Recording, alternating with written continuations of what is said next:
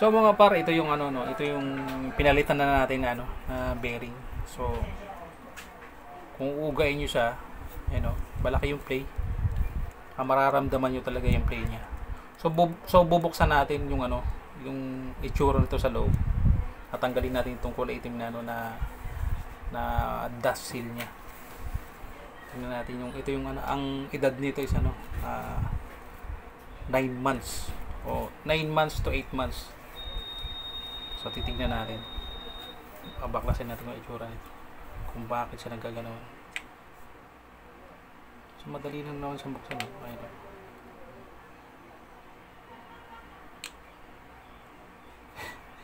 Madali pero ayaw buksan.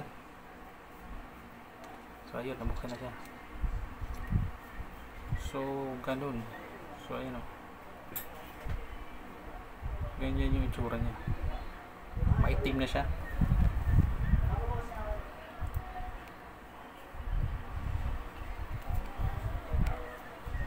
Maitim na siya at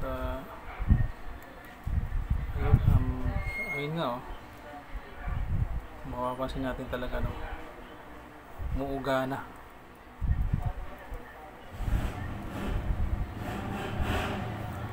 Pudpud na yung ano nito, yung mga bearing niya.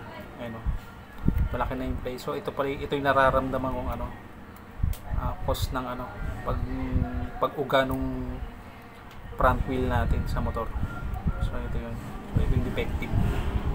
Pansin ako dito sa kabila, ito palagi ko ito okay pa to kasi parang napaka minimal pa ng ano niya, ng uga niya. So bubuksan natin, buksan din natin siya kung anong itsura ito sa loob. So dito maganda, ito yung nasa loob ng ano ng mugs, ito yung nasa labas. So dito natin bubuksan sa ano, nasa labas, yung nakalocate sa labas.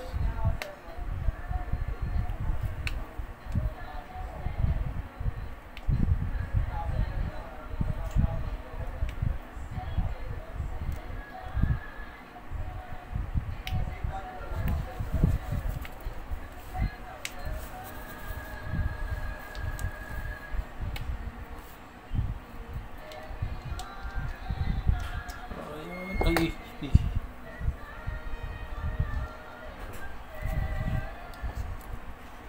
So ganun din ang tsura niya oh.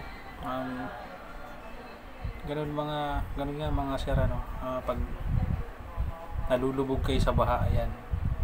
Ayun oh, ang laki ng play. May play na rin to pala. May play daw.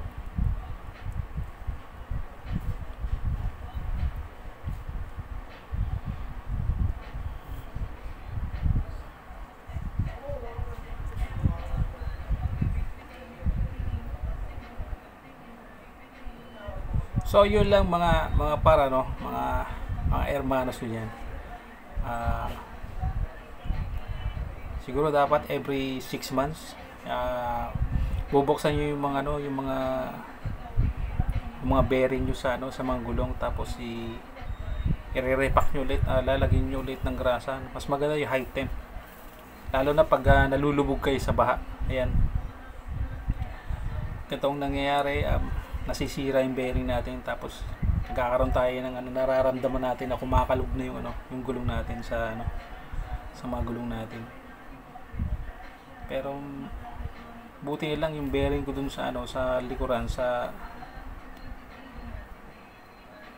likuran gulong natin, sa rear wheel natin is ano, wala pa akong nararamdaman na kalog. Dito lang sa unahan, kaya yung una lang ang pinalitan natin.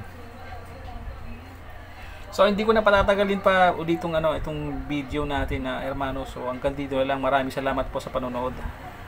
Once again, this is your boy Mr. Freeman, and this is Onga Tonga Team, and see you to the next one. Bye bye.